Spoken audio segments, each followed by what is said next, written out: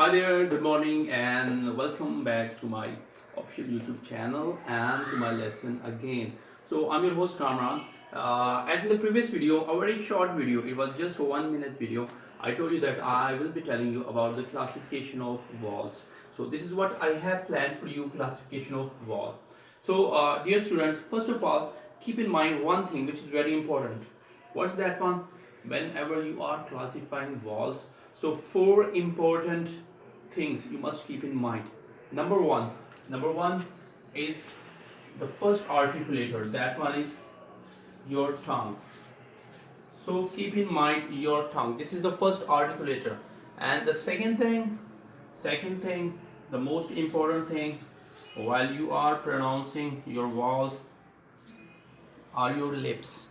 First thing tongue, second thing are your lips, and then we will come towards another thing, that is the muscles. So the muscles. So please keep in mind the muscles as well. Whenever you are have to pronounce you have to classify your vowels. So let me tell you that how we can classify vowels. Number one, if you are talking about the tongue, this one, two things you must keep in mind while you are classifying according to the tongue. What are those two things? Let me tell you. Those two things are number one. Number one is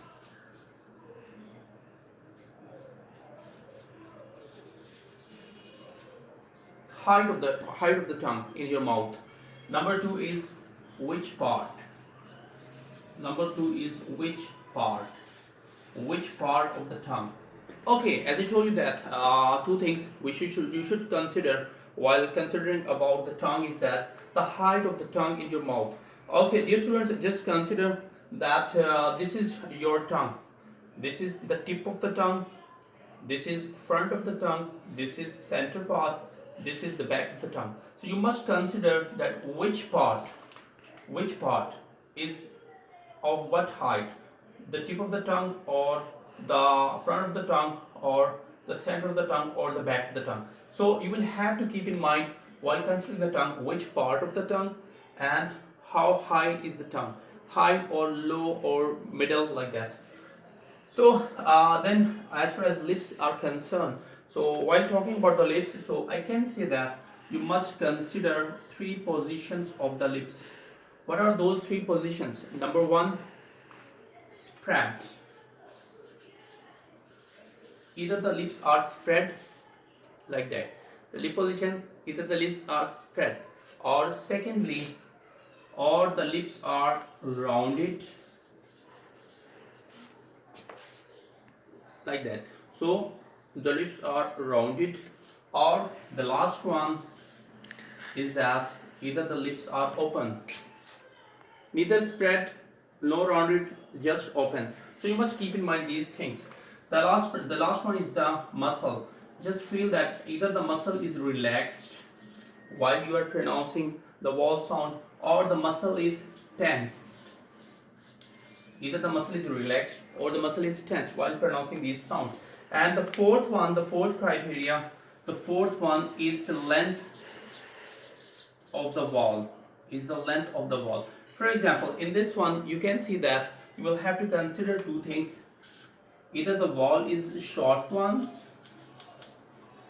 okay, without dots, or either it's a long one with dots, long with dots. So you must consider these things. So as I told you that if you have to classify your vowels, you will have to consider about the tongue, height of the tongue, high, low, center, or which part, front, middle, center, tip, whatever. And as far as their lips are concerned, so spread, either they are spread or rounded or just open or relaxed. The muscles are relaxed. The muscles which are actually producing those sounds are relaxed or they are tense. The last one is either the vowel is short one, as I told you, without the dots, the vowel is a short one, or the vowel is a long one. With dots, the vowel will be a long one. Now I move towards a very important table. Whenever you will have to classify your vowel, please try to make a table arrangement. How can you make that one? For example, As I told you, the first one, the tongue. So just consider the position of the tongue. Number one position is front of the tongue. Then center of the tongue. Then the third one is the back of the tongue. This is the position while the tongue is horizontal. This is horizontal position of the tongue. Okay, when we are talking about the tongue, please keep in mind that we have to consider the horizontal position of the tongue like that. When we are talking about the lips, we have to consider the vertical position of the tongue. This is, you can say like this.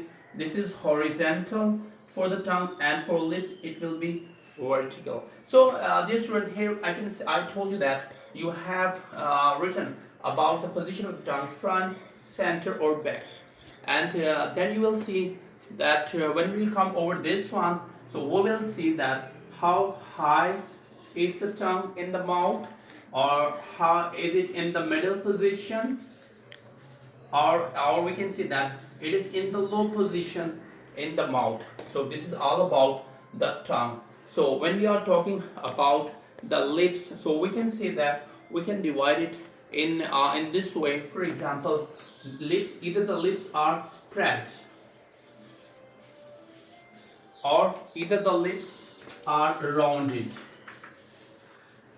Either the lips are rounded, or if we see that third position, either the lips are open. So dear student, you can see that in this way you can draw your chart.